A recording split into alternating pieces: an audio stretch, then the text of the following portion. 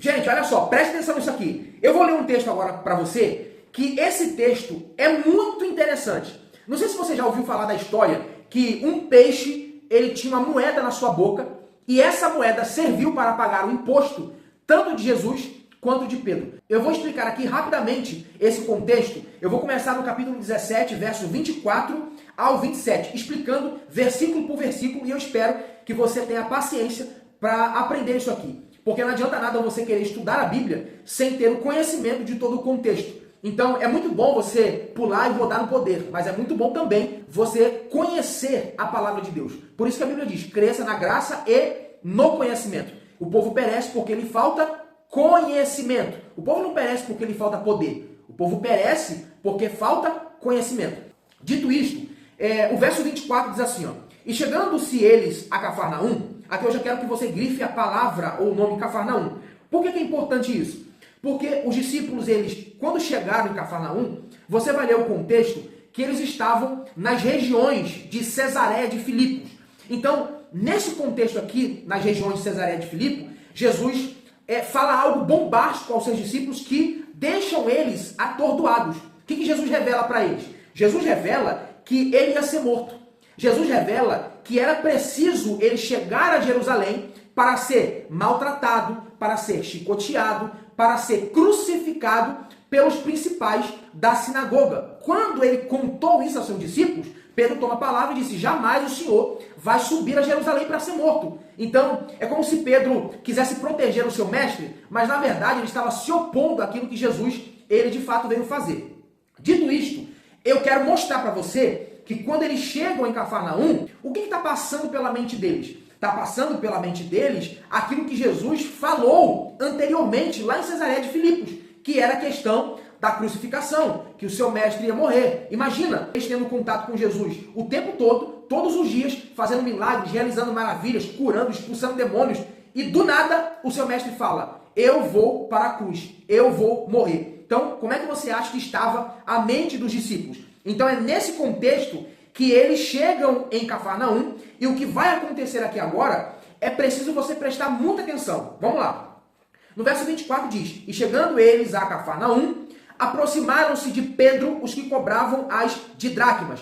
Vamos lá. Primeiro lugar, por que eles se aproximaram de Pedro? Esses cobradores de impostos não eram cobradores de impostos romanos, esses cobradores de impostos eram cobradores de impostos do templo, que no templo tinha esse costume de uma vez por ano os homens de 20 anos para cima pagarem um tributo, pagarem um imposto ao templo para a questão da manutenção do templo. Então isso aqui não era imposto romano não, tá? Era imposto mesmo que servia para a manutenção do templo. Então esses homens chegaram até Pedro, por que chegaram até ele? Para tentar arrancar de Pedro alguma coisa que pudesse incriminar o seu mestre. É por isso que eles chegaram até Pedro, porque já fizeram isso algumas vezes, de ir até Jesus, e eles não conseguiram arrumar nada. Jesus simplesmente colocava eles no bolso com argumento, e eles não tinham como responder nada. Então por isso que foram até Pedro. Isso é importante você saber disso. E o texto vai dizer que o questionamento era, o mestre de vocês não pagam as didracmas? E aí no verso 25 Pedro responde, sim, claro, ele paga. E entrando em casa, Jesus lhes antecipou, dizendo, que te parece, Simão, de quem que cobram os reis da terra os tributos ou os impostos?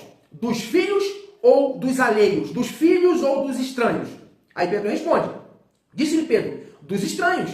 Disse-lhe Jesus, logo estão livres os filhos. O que Jesus está fazendo? Ele está aqui reivindicando como filho de Deus a questão dele não precisar pagar tributo nenhum, porque ele era um filho de Deus. Ele não precisava pagar nada. Ele não precisava dizer que amava o templo, porque ele era o filho de Deus. Então, se ele era filho, logo ele não precisava pagar imposto. Imposto é para os estranhos, não é para os filhos. É isso que Jesus está querendo mostrar para Pedro. Agora perceba o seguinte, o verso 27 diz, mas para que os não escandalizemos, vai ao mar, lança o anzol, tira o primeiro peixe que subir, e abrindo-lhe a boca, encontrarás um estáter.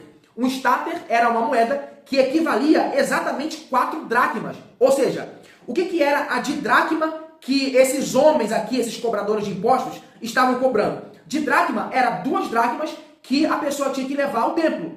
E esse estáter valia exatamente 4 dracmas, ou seja, 2 para Pedro e 2 para Jesus. Para quê? Para pagar o imposto do templo. O que Jesus estava dizendo? Olha, você, Pedro, não vai ter que fazer esforço nenhum. Você não vai precisar gastar nenhuma energia para pagar esse imposto. Eu vou te ensinar uma lição. Vai lá no mar, porque eu já dei ordem. Isso aqui, gente, está bem claro que Jesus, ele controla também a natureza. Você percebe que quando a tempestade se levantou, ele disse: mar, acalma-te, vento, cessa-te. Ele controla a tempestade. E isso aqui também revela que ele pode controlar a economia, porque eles precisavam de dinheiro para pagar. Jesus não tirou da bolsa, que geralmente ficava com Judas. Não, Jesus disse: vai ao mar, o primeiro peixe que você pegar, quando você lançar o anzol, puxou o peixe, pega, abre a boca e tira essa moeda. E a moeda é um estáter,